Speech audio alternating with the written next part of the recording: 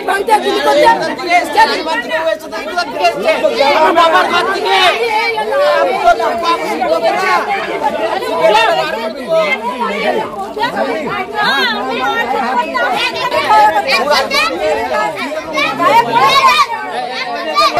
দুর্গাপুরে কাঁকসা থানার অন্তর্গত লাইকপাড়া, এই লাইকপাড়াতেই পঞ্চায়েত সদস্যর বাড়ির সামনেই চলল গুলি। এই মুহূর্তে আমরা দাঁড়িয়ে রয়েছি সেই লাইকপাড়ায়, যেখানে দেখাবো যে এখানে যে ল্যাম্পপোস্ট রয়েছে এই ল্যাম্পপোস্টেই গতকাল সন্ধ্যেবেলায় 3 রাউন্ড গুলি চালানো হয় বলে অভিযোগ এলাকাবাসীদের। কালকে রাত্রেবেলায় 8:30 9টা হবে, তখন আমি 2টি গুলির আওয়াজ পাই।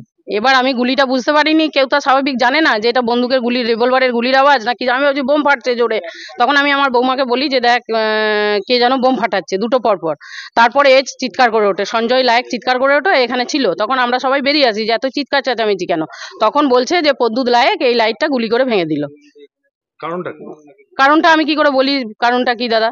কারণটা আমি জানি না, ও কেন ভেঙে দিল সেটা ওই জানে। সেটা ওই জন্য দীর্ঘদিন ওর কাছেই থাকে। হ্যাঁ হ্যাঁ, না না, কোনোদিন হয়নি, কোনোদিন হয়নি। আতঙ্কিত, অবশ্যই আতঙ্কিত। হ্যাঁ, পুলিশে জানিয়েছি, পুলিশ ধরেও নিয়ে গেছিল, পুলিশ ছেড়েও দিয়েছেন।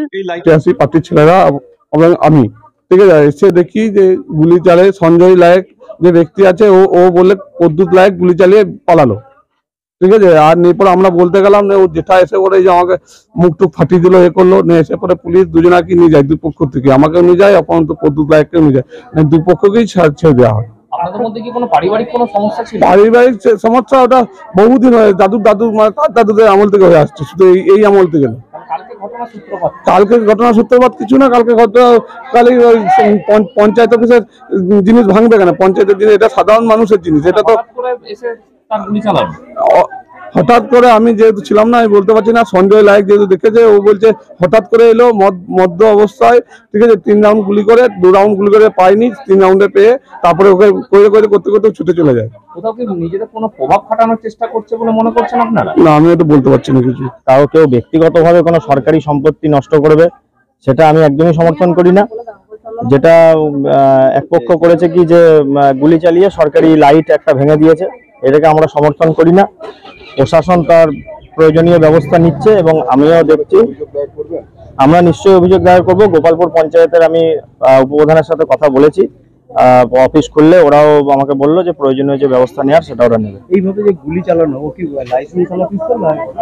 সেটা আমি সঠিক বলতে পারবো না, তবে এলাকার মানুষের কাছ থেকে যেটা শুনছি যে নাকি লাইসেন্স প্রাপ্ত নয়। তো এলাকার মানুষ কিন্তু যথেষ্ট ভীত সন্ত্রস্ত হয়ে আছে এবং আজ সকাল থেকেও কিন্তু এলাকায় ব্যাপক উত্তেজনা রয়েছে।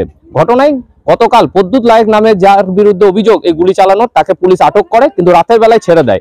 পুলিশের ভূমিকা নিয়ে প্রশ্ন উঠছে যে এই প্রদ্যুৎ লায়েক কি এমন কাজ করে বা এর পিছনে কোন প্রভাবশালীদের মদত রয়েছে যে কারণে প্রকাশ্যে গুলি চালানোর ঘটনার পরও তাকে ছেড়ে দেওয়া হলো। যদিও সমস্ত অভিযোগ অস্বীকার করেছে প্রদ্যুৎ লায়েকের মা।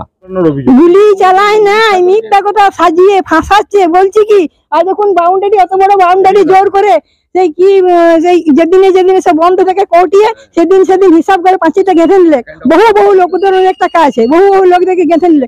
আমাদের জমি একটা পিলার গেঁথে দখল করে নিয়ে চাষ করছে।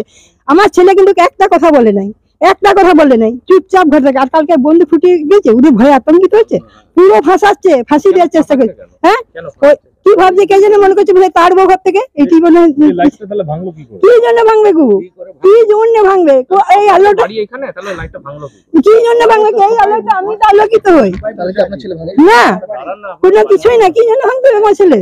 ওই মান সান সিনটে গুলি বলছে, ওইসব আমাদের গুলিও নাই, গালাও নাই, কিছু নেই। আমরা ওসব পাবো কোথায়? কি করে আপনার ছেলে? আমার ছেলে পুকুর চাষ করে আর ভাত খায়। আমরা খুব গরিব লোক। কাঁকসা থেকে তন্ময় দাসের report, the e-paper digital. DSMS, a premier management college in Durgapur. Admission open for hotel management, hospital management, tourism management, BBA, BCA and nursing. Excellent training and placement assistance. Join now.